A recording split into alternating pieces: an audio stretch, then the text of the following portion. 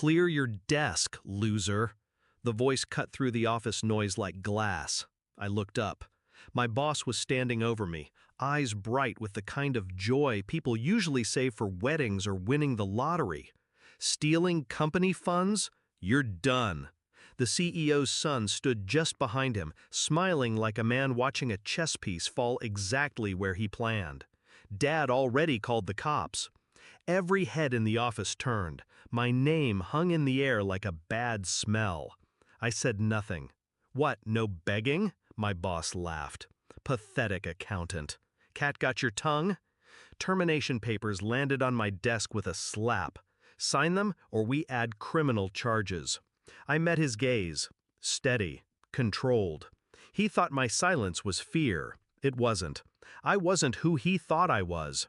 I'd been with the company for 5 years, built its books from chaos into symmetry, saved them more money than my own salary would ever see.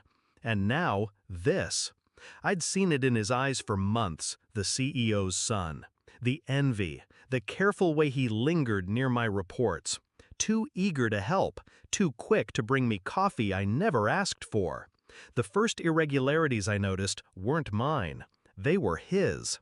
Small amounts moved between holding accounts late at night. Harmless if unnoticed, fatal if uncovered.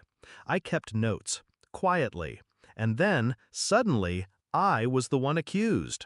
I didn't need a confession to know. This wasn't incompetence. This was surgical framing. But here's the thing. When someone buries you, they rarely check if you're already holding the shovel. I signed the termination papers without a word, collected my things with calm precision. People avoid looking at you when they think you're guilty. That's useful. I went home and opened my backup drive. Every ledger, every transfer, every timestamp I'd mirrored for years. Perfectly legal, buried behind layers of encryption. I started pulling threads. 3 nights in, I had him. Late-night transfers from the CEO's private reserve into offshore accounts. Access logs matching his security badge. And then, the jewel. Emails. A chain between him and a vendor that didn't exist outside a P.O. box. But that wasn't enough.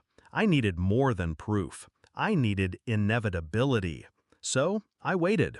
When the police called for questioning, I gave them just enough to sound cooperative. Mentioned I'd been keeping some records. Asked if they'd like me to bring them in person. They would. The conference room was warm when I walked in. My boss, the CEO, the son, 2 officers. I placed a single binder on the table, opened it to the first page. This is a record of every financial irregularity in the past 18 months, I said, all sourced from internal systems, all cross-verified. The son shifted in his chair. I flipped another page. Page 64 begins a pattern. Transfers into accounts in the Cayman Islands. Initiated after midnight. Authorized under this badge number. I slid a printed access log forward. His badge number, his timestamps, his signatures. The room went very still. The CEO picked it up. His son didn't look at him. I kept my voice even. I believe you'll find this supports my innocence and strongly suggests the identity of your actual thief. The silence cracked like ice. The CEO's son spoke first. This isn't what it looks like. My boss leaned forward. You said, I know what he said, I cut in. Calm, direct. My eyes stayed on a CEO. The police can sort the rest. The officers began collecting the binder. One asked for a digital copy. I'd brought one, of course. Multiple formats, all time-stamped. I stood, buttoned my coat. If you'll excuse me, I have no further business here. The CEO's son finally looked at me. There was no smugness now, only the dawning understanding that his game was over, and I'd never raised my voice once. I walked out, the murmur of questions and accusations following me like a fading storm. Freedom doesn't always feel like sunlight.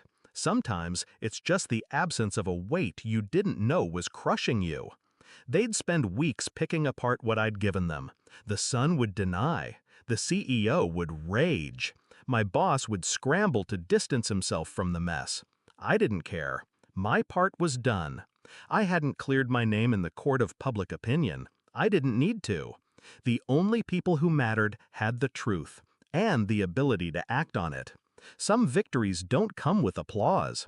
Some are won in quiet rooms with paper and ink. I wasn't interested in vindication, just precision. And in the end, he learned what precision feels like, when it cuts straight through you.